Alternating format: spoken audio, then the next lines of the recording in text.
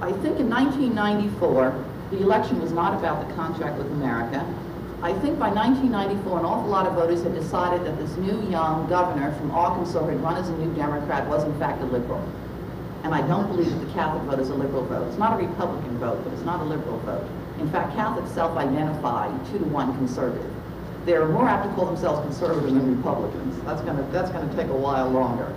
But I think on the crime issue, the fall of 1994, on the health care issue, the Cairo conference, Jocelyn Elders, I think he portrayed himself as a liberal, and because Catholics are alienated from the liberal Democratic Party, I think they expressed their disapproval of Bill Clinton at the polls in November '94 by voting for congressional Republicans. I do think Catholics would fairly comfortably go home to a new Democratic Party, not a liberal party, but a new Democratic Party, which is the promise Bill Clinton held when he was first elected. I think it's fairly obvious that he is working to get the Catholic vote back. I think it's possible he can win it back.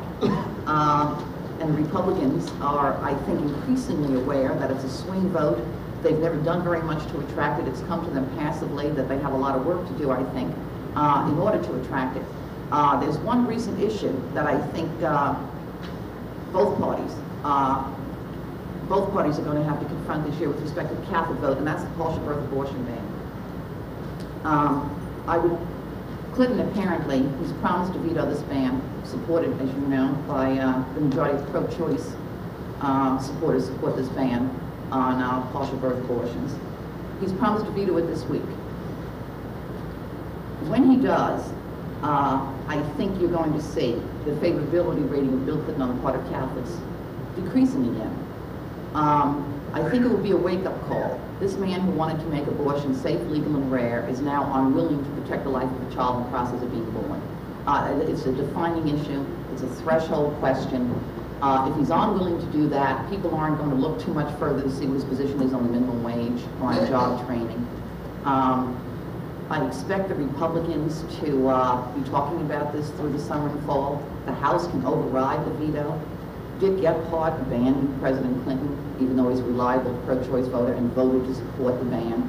Bill Clinton has committed himself, at the behest of pro-choice feminists, to be completely defined into a very small corner with abortion fanatics. And that's not where he wants to be, it seems to me, in his effort to reach out to Catholic voters. Hillary Clinton can show up as often as she might like with Mother Teresa, and Bill Clinton can press as many initiatives as he wants, and it's most welcome, certainly in the Irish community, with respect to peace in Northern Ireland. But on such an issue of life and death that the hierarchy has been so outspoken on, I think this presents a recent, very real problem for Bill Clinton and reaching out to Catholic voters. Thank you.